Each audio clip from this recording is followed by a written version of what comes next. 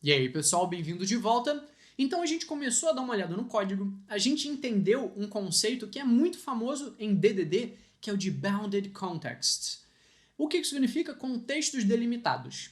Se você já fez o treinamento de DDD, em algum deles, foi falado lá que normalmente é comum que Bounded Contexts virem microserviços separados. Porque um Bounded Context ele delimita um contexto na nossa empresa, no nosso domínio, no nosso negócio. E o que isso quer dizer? Uma pessoa, que no mundo real é uma pessoa, pode no mundo de marketing ser referenciado como lead, no mundo financeiro como cliente e no mundo acadêmico como aluno. Então repara que o mesmo conceito pode ter nomes diferentes e a gente aplicou exatamente isso aqui no código. Ao invés de utilizar Bounded Context de uma aplicação monolítica utilizando esse conceito do DDD, os nossos Bounded Contexts estão separados em serviços diferentes. Então, a gente já viu aqui essa parte na prática de um conceito teórico que a gente já tinha falado em outros treinamentos não relacionados a microserviços diretamente. Mas beleza, vamos falar um pouco mais de código, só que agora sobre um componente específico. Aqui no nosso financeiro, a gente tem dois componentes. Deixa eu ver se eu tenho aberto aqui. A gente tem o componente de API, ok, é uma API, um projeto web, tem vários treinamentos aqui na Lura falando sobre projetos web, mas a gente também tem tarefas de plano de fundo. E aqui, isso é um detalhe que pode ser pouco citado. Existem várias formas de a gente ter tarefas de plano de fundo. Cada tecnologia vai fornecer ferramentas para implementar isso, mas um modo geral de você fazer isso é agendar tarefas no Chrome. Então eu posso colocar uma tarefa de plano de fundo rodando de minuto em minuto, porque eu agendei no meu agendador de tarefas do sistema. No Linux é chamado de cron. Eu posso criar um código que fica rodando infinitamente. É um códigozinho que fica lá e o tempo todo ele verifica se tem alguma tarefa para fazer. No meu caso, eu usei uma solução específica do mundo PHP justamente por já ter isso aqui no mesmo projeto. Então eu vou mostrar para vocês como ela foi implementada. Mas, muito provavelmente, a sua linguagem tem algo semelhante, beleza? Vamos lá. Então eu tenho aqui, na minha index, eu estou fazendo algumas coisinhas, como, por exemplo, eu estou permitindo aquele detalhe de cross-origin request, deixa eu lembrar o que significa, é o CORS. Cross-Origin Request Resource Sharing, é isso. Sempre esqueço essa sigla, mas beleza. Então eu ativei aqui o CORS, o Cross-Origin Resource Sharing, e estou garantindo que aquele request do tipo options, que o fetch do JavaScript faz, funcione também. É só isso que eu estou fazendo aqui. E depois eu estou pegando o meu path e verificando. Se eu estou fazendo uma requisição para clientes, então executa aqui a minha aplicação de cliente. É como se isso aqui fosse um front controller. Eu poderia separar isso aqui em rotas direitinho, mas como eu tenho uma rota só, eu deixei tudo aqui num lugar só, beleza?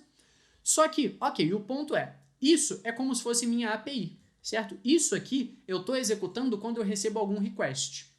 E quando eu executo essa minha aplicação, esse meu service application, esse meu serviço, quando eu executo essa rotina, o que eu estou fazendo? Eu estou agendando uma tarefa de processar pagamento. Por quê?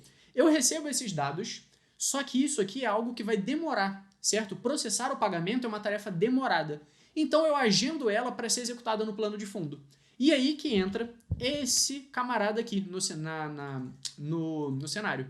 Essas tarefas de plano de fundo são executadas de alguma forma. Como eu disse, poderia ser num cron. Então eu poderia, por exemplo, armazenar isso aqui num banco de dados e uma tarefa do cron de minuto em minuto ver se tem algo no banco. Poderia mandar uma mensagem pelo RabbitMQ e algum consumidor consome essa mensagem. Posso fazer de várias formas. Mas como eu fiz já que eu estou utilizando aqui o SWOOL, eu estou utilizando também as tarefas do SWOOL. Então sempre que eu receber aqui uma tarefa que o nome é processar pagamento, eu vou executar o processamento dela. Simples assim. Então quando eu executo isso daqui, é um outro application service, ou seja, uma outra rotina no meu sistema, e aí sim ele vai fazer tudo o que tem que fazer.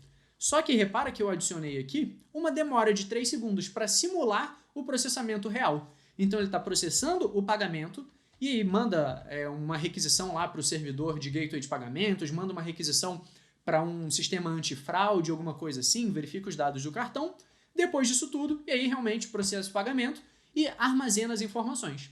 Então eu estou armazenando no nosso banco de dados, certo? No nosso repositório de clientes, e estou mandando uma mensagem informando que esse cliente foi matriculado E o que isso vai gerar? Isso vai gerar o envio de e-mail, vai fazer várias coisas.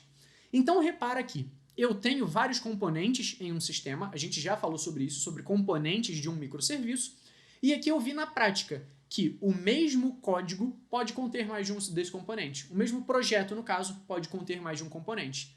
Aqui, no mesmo projeto de financeiro, eu tenho a minha API e o meu processador de tarefas de plano de fundo. Esse código poderia ser um pouco melhor organizado, por exemplo, criando aqui na Index mesmo, criando uma espécie de roteamento para eu não ter tudo isso aqui no mesmo lugar. Mas fora isso, ele já está bem organizado. Eu tenho aqui minha API e eu tenho aqui o meu processamento de tarefas de plano de fundo. Simples assim. Quando o meu servidor inicia, na hora que eu agendo um processamento utilizando o SUL, ele já manda essa tarefa para cá e libera a requisição. Ou seja, a minha API já devolve e essa tarefa fica rodando no plano de fundo. Por isso que lá no sistema, quando a gente utilizou, a gente já vê que o pedido de processamento é devolvido na hora. A gente já vê aquela mensagem instantaneamente, enquanto esse processamento leva um tempo para ser realizado.